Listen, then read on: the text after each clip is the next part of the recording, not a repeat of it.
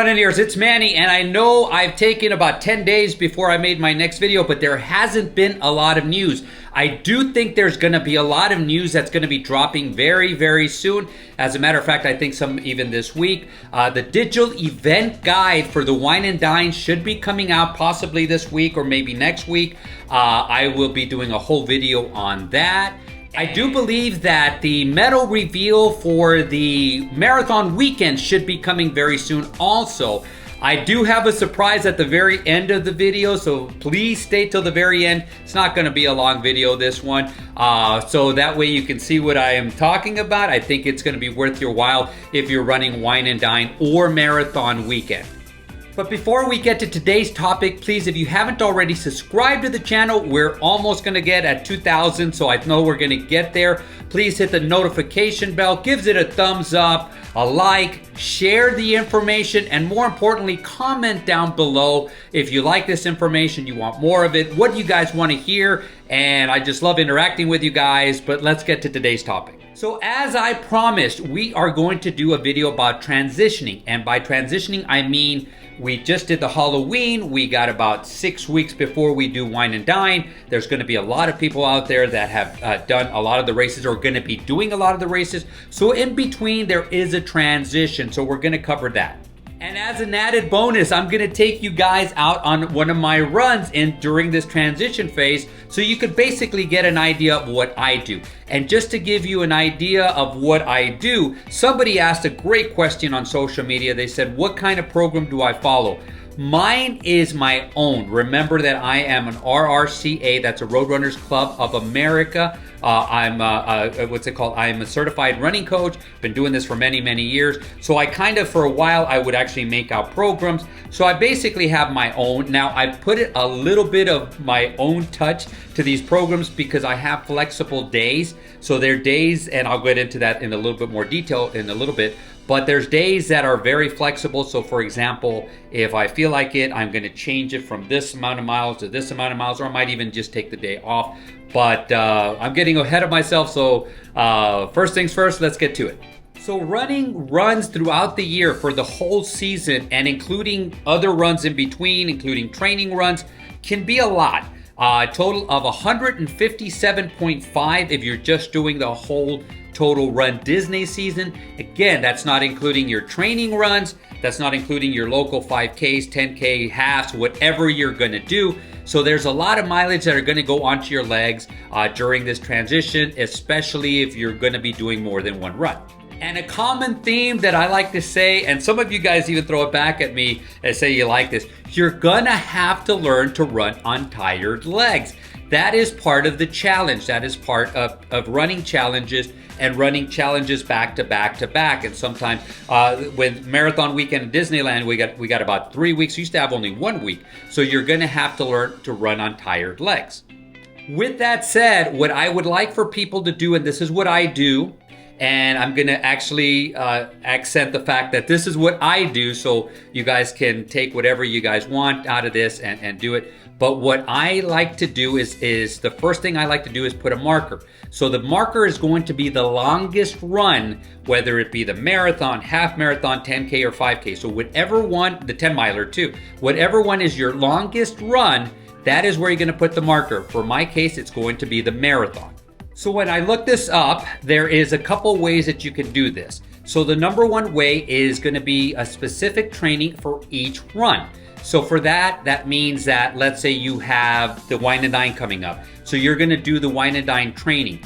Then you transition yourself just basically directly into marathon training if you're doing that, which is going to be approximately 10, 11, something like that, 10, 11 weeks after that. So you're going to have to like basically go to one, then transition to the other one. It may be off by a little bit. What I always thought to myself, especially if you're doing both runs, one of the ways that you can adjust your training is, let's say it calls on the long run, and let's say for both runs, you got to do a long run. One says 10 miles, another one says 12 miles. This is just an example. So what I would do is that would be your top the 12 miles and the bottom the 10 miles. I would kind of average it out, say 11 miles should be okay. If you can get a little bit more, if you get a little bit less, you're still okay. But this is specific. to the actual race weekend. So it's not taking into consideration the season, but you can continuously train for the specific weekend while just adjusting after the run. Now, the second way is a season specific. So that means that you already know that you're going to run the whole season, and there is some programs out there. I started looking at them. Some are a little bit user-friendly than others. Some of them are a little bit more complicated than others.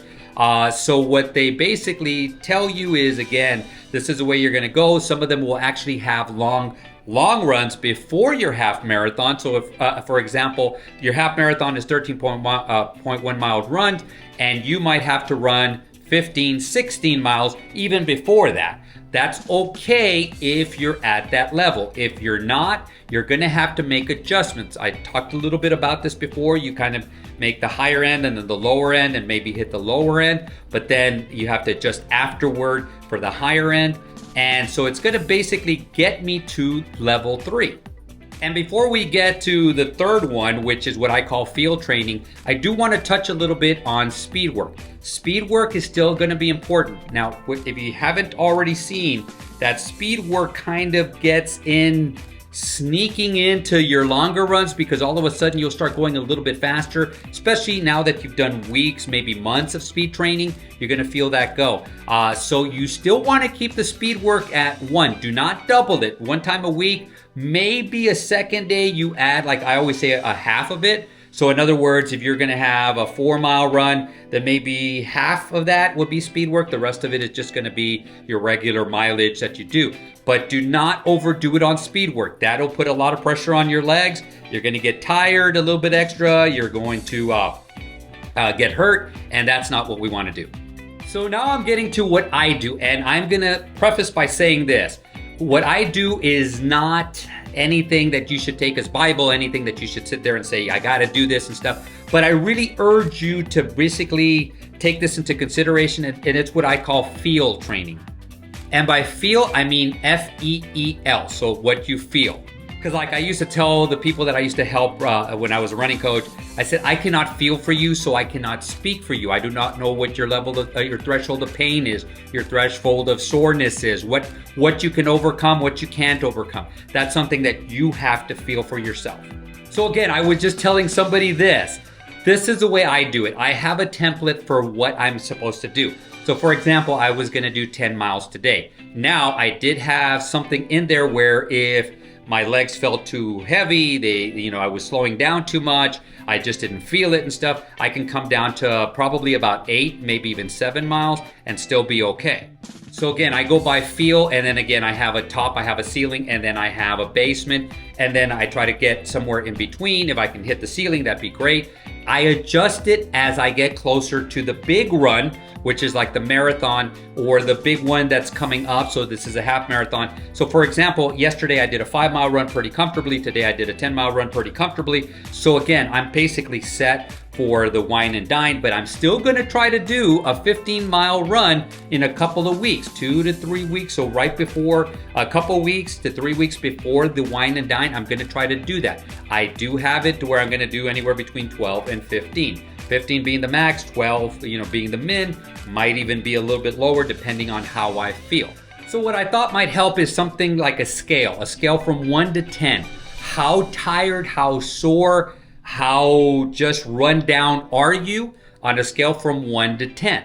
Now to me, anything from 1 to 5, you're okay. So if you're not really worn down, you're 1. If you're a little bit worn down, if you're feeling a 3, man, it struggles at times, but other times it's not, maybe a 5. Anything 5 or below, I think you should be able to keep up with your ceiling run, which is like what I did today. I was able to keep to my ceiling run, which was 10 miles, because I felt good. I kept feeling good. I was a little tired, nothing major. I would say I was at about a 3 level today. So when it came to tiredness and soreness, and that's where you want to go. So things you got to look out for in case you don't know basically the symptoms of your overtraining, you're overdoing it, is your levels of threshold of pain. So if those pains start getting worse and worse and worse, there's really sharp pains, your soreness just doesn't go away, you have lack of sleep, you're always lethargic, you're always feeling run down,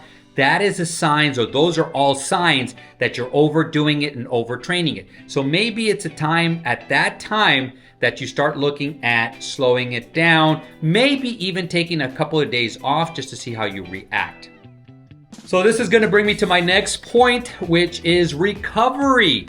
And I'm gonna start using this, it's the HER method. So it's HER method, the HER method, which is hydration, eating well, and resting. So you know me, and if you haven't gotten to know me, you're gonna get to know me pretty quickly. Okay, when it comes to hydration, if you're not doing it on your training runs, you're not doing it right. A lot of people, and I see this and I cringe every time I see this, 2 weeks before the run, 1 week before the run, it's time to start hydrating. What have you been doing before? You got to start hydrating way before this. You got to practice this, because if you're not hydrated during your regular runs, you are going to feel lethargic. You are going to feel excessively sore. You're going to feel run down. So what you want to do again is that HER method. Eat well. Eat foods that are going to help you recover. Vegetables and fruits are going to be great. Lean meats, if you're a vegetarian, adjust accordingly, because there's legumes, there's beans that you can have.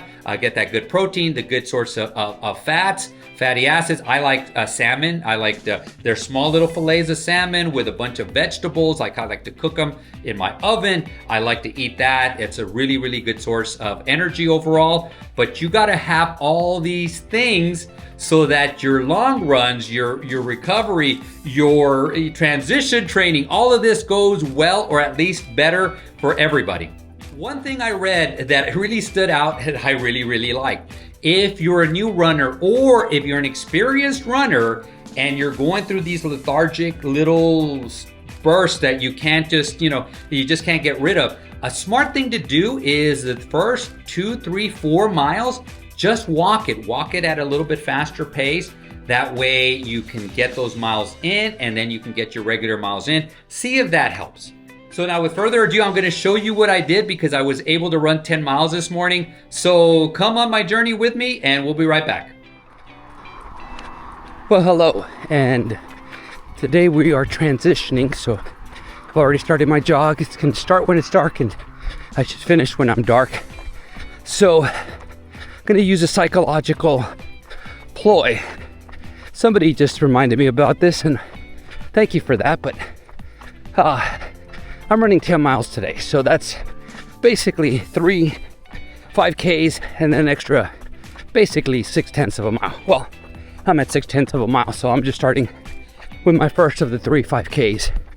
And things I'm going to stress that I've already talked about a little bit, or touched on a little bit, is when you're transitioning, when you're going to be running a challenge, especially, or long distance run, half marathon, marathon, all relative, you're going to have to learn to run with tired legs, legs that are a little bit tired.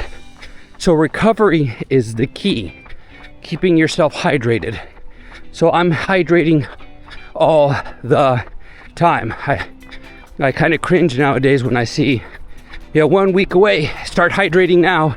Well, what have you been doing this whole time? So, and remember, this is the time where if things don't go well, you're okay, because you're training. You don't want things not to go well during your run. So what you want to do is try things out here, look to see what works, doesn't work here, and then go from there. All right, I'm going to come back when I'm done with my first of my 5Ks, and we'll see you guys shortly. So I'm basically finished with my first 5K. You see 3.77. So like next one's gonna be 6.85, and the third one, of course, is at 10. But something I read in the Jeff Galloway training, through runDisney, is especially for beginners, the long runs, it tells you to walk the first few miles up to 5, especially when you're doing a 20+ mile run. And I think I was thinking to myself, that's a good idea if you're running on tired legs and your legs are really, really tired, and you got a 10-mile run that you got to do. Maybe the first 2, maybe 3 miles, you walk it and you go faster. So and I need to keep my voice down because it's, and there's a synagogue right there. So anyways, so what I'm suggesting, like what I'm gonna do is I'm gonna try to go faster the second 5K and then the third 5K faster than that one also. Alrighty, well, we're almost at 4. We'll see you guys at close to 7. So I'm at about, say, 6.85, which is the second 5K. So I got 3.15 or about a 5K to go. And so far I feel good. It's just really hot and muggy. Last few days have actually been cool, or at least cooler. And I also realized I chose a path that is basically uphill. So we're gonna turn left and go straight up that hill and finish off. But so far done a little bit of negative splits. I'll talk about negative splits more detail later. But negative splits is basically doing the current mile faster than the last mile, and then the last mile faster than the second to last mile, so forth and so on. All right, running up this long hill. See you guys at when I finish the third 5K.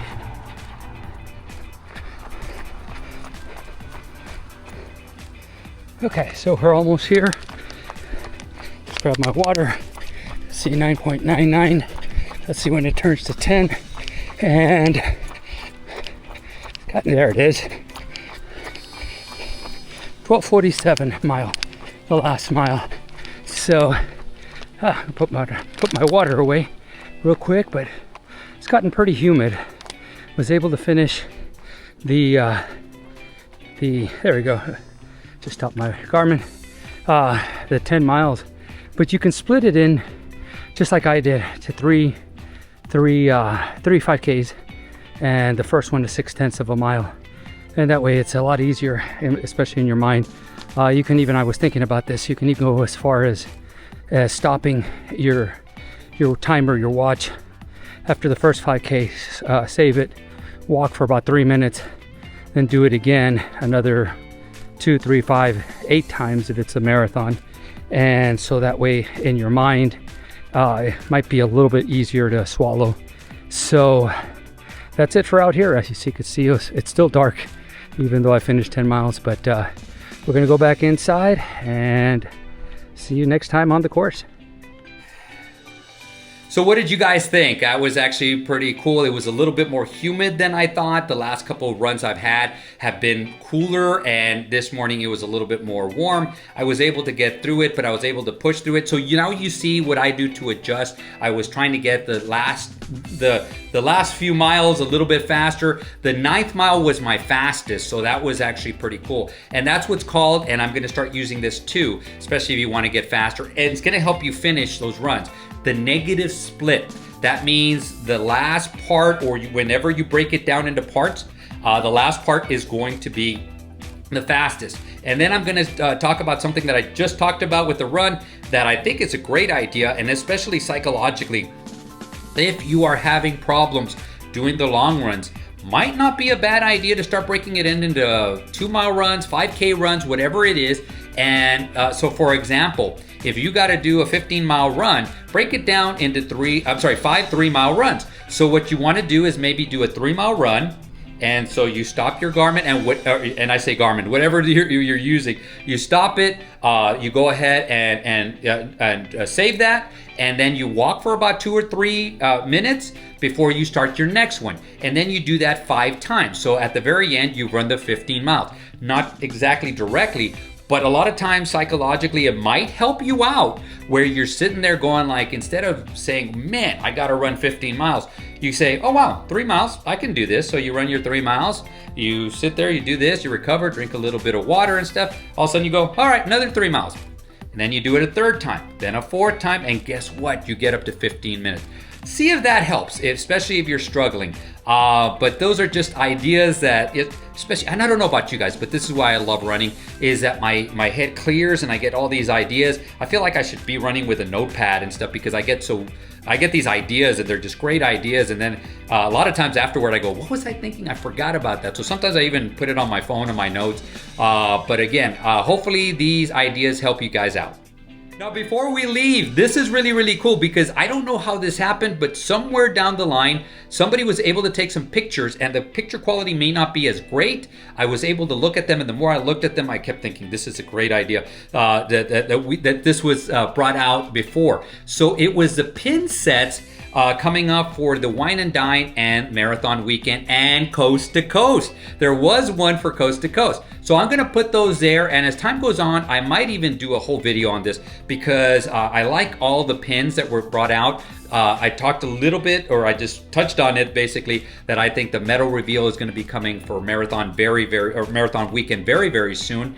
And if you look at them, you basically get an idea what they're going to look like, the medals. The medals are going to look cool. I think they're going to be books. I think they're going to be the books with the characters in front. And I wouldn't doubt it if some of them opened up. I think that's going to be really, really cool. But I was looking at these going like, wow, okay, that's going to be really cool looking on a medal. And so I got these ideas. So I'm going to put these at the very end. And guess what I saw? There was a Coast to Coast medal. So a lot of people were getting upset because they did not have any Coast to Coast merchandise the last run. I'm not sure they're going to have it at Wine and Dine. I do think that they should, and I think they're going to have it for next year. And that's going to be another video that I'm going to do. I know I did a Coast to Coast video about 6 months ago, but since then, a lot of things have changed. There's been a lot of things added. And guess what? We're going to have just one more chance in 2026 to get one for at least 3 years. I think it's going to be closer to 5 to 7 years.